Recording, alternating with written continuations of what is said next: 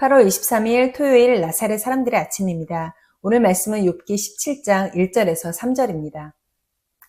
나의 기운이 쇠하였으며 나의 날이 다하였고 무덤이 나를 위하여 준비되었구나. 나를 조롱하는 자들이 나와 함께 있으므로 내 눈이 그들의 충동함을 항상 보는구나. 청하건대 나에게 담보물을 주소서. 나의 손을 잡아줄 자가 누구리이까? 욥기 17번째 시간입니다. 욥기를 묵상하다 보면 계속되는 친구들의 비난과 오해, 그리고 욥의 자기 변론과 끊임없는 고통에 대한 처절한 신음소리를 듣게 됩니다. 욥을 비난하고 가르치려 드는 친구들도 끈질깁니다. 그러나 포기하지 않고 그들과 치열하게 토론하고 변론하는 욥. 어느 한쪽도 쉽게 물러서는 법이 없습니다. 그래서 어떤 이들은 욥기를 묵상하며 피로감을 호소하는 경우도 있습니다. 오늘 본문 속 욥은 완전히 기운이 쇠하여진 상태 속에 있습니다. 기운이 쇠하여졌다라는 표현의 말의 속뜻은 숨을 쉴 수 없을 정도로 굉장히 심각한 호흡장애 증상이 나타났다는 의미입니다. 몸과 마음이 쇠약해진 욥 앞에 나타난 것, 그것은 바로 자신을 위해 준비된 무덤이었습니다. 이 정도 벼랑 끝에 몰리게 되면 사는 것보다 죽는 것을 선택할 법도 합니다. 그러나 욥은 하나님께 솔직한 마음을 토해내며 자신을 고통스럽게 만드는 친구들을 하나님께 고발하는 것으로 그 앞에 놓인 무덤에 저항하는 선택을 했습니다. 17장 전체에서 욥은 하나님께 이렇게 부르짖습니다. 하나님, 조롱하는 무리들이 나를 둘러싸고 있습니다. 주께서 그들의 마음을 마비시키시어 다시는 내게 우쭐대지 못하게 하옵소서. 그들이 내 얼굴에 침을 뱉습니다. 그들은 스스로 정직하다 말하고 나를 불경스럽다고 합니다. 또한 신분이 높다는 것을 들먹이며 자기들이 옳다고 우깁니다. 지금 나에게 유일한 희망이 있다면 차라리 음부에 내려가 그곳에 눕는 것입니다. 그만큼 하나님, 저는 고통 속에 있습니다. 라고 하나님께 울부짖습니다. 욥은 하나님 앞에서 자신의 감정과 친구들을 저주하는 마음을 숨기지 않았습니다. 의인으로 대표되는 욥의 속마음, 우리와 크게 다르지 않습니다. 그러나 그럼에도 확연히 다른 것이 하나 있습니다. 욥은 하나님 앞에서 솔직했습니다. 때문에 하나님과 친밀했습니다.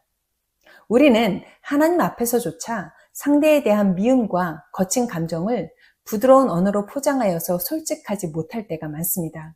그래서 하나님과 친밀하지 못한 이유가 혹시 여기에 있지 않을까 생각해 보기도 합니다. 제가 시편을 개인적으로 많이 좋아하는 이유도 여기에 있습니다. 시인들은 모든 감정을 하나님 앞에서 솔직하게 쏟아냅니다. 그러나 우리는 그럴듯한 언어로 공적 장소에서 기도하지요. 그리고 사람들이 듣기 좋아하는 표현을 하는 강박에 갇힌 성도들이 얼마나 많은지 모릅니다. 그들에게 시편의 기자들은 경종을 울리고 있는 듯합니다. 우리는 욥기의 결론을 이미 알고 있습니다. 저는 욥이 때마다 하나님 앞에 솔직한 감정을 쏟아 놓았기 때문에 고난을 이겨낼 수 있었다라고 봅니다. 욥은 마음에 담아두고 혼자 끙끙 앓고 있지 않았습니다. 비록 현재 무덤이 생생하게 나를 부르고 있을지라도, 곧 죽을 것 같은 고통 속에 있을지라도 순간순간 그는 하나님을 찾았기 때문에 무덤이 욥을 끝까지 지배하지 못한 것입니다. 본문 3절입니다. 청하건대 나에게 담보물을 주소서. 나의 손을 잡아줄 자가 누구리이까? 욥은 감히 하나님께 자신의 무죄를 입증하고 보증할 만한 담보가 되어 주십사. 그리고 그의 손을 잡아달라고 요청합니다. 그는 고난 속에서 자신이 의지해야 할 대상, 붙잡아야 할 손이 무엇인지 정확히 알고 있었습니다. 실력 있는 변호사, 재력과 권력자, 지혜자 등을 찾지 않았습니다. 오직 하나님의 변호만 원할 뿐이었습니다. 욥은 하나님께서 자신의 모든 것을 다 알고 계시다는 것에 의심하지 않았습니다. 하나님의 시선이 단 한 번도 그를 떠난 적이 없다는 것도 의심하지 않았습니다. 그렇기 때문에 세상 그 누구도 아닌 하나님께 자신의 무죄를 입증해 달라고 요구할 수 있었던 것이죠.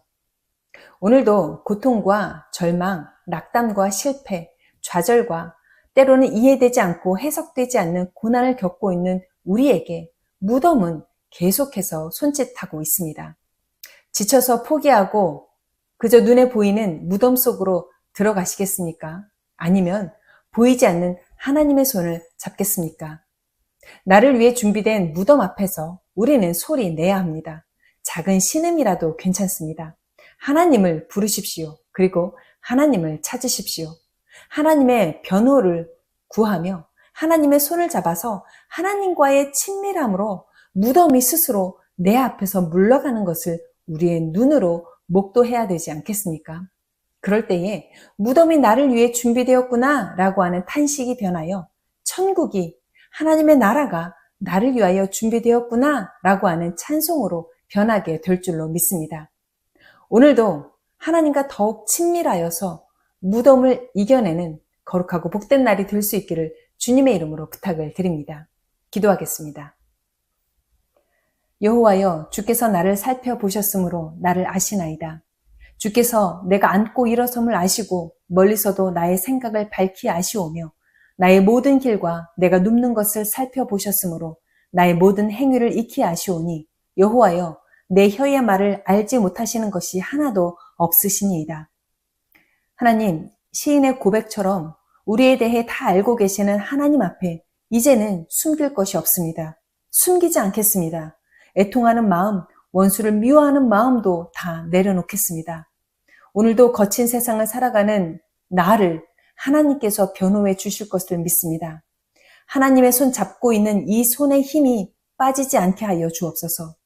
예수님께서 부활로서 무덤을 이긴 것을 똑똑히 보여주셨습니다.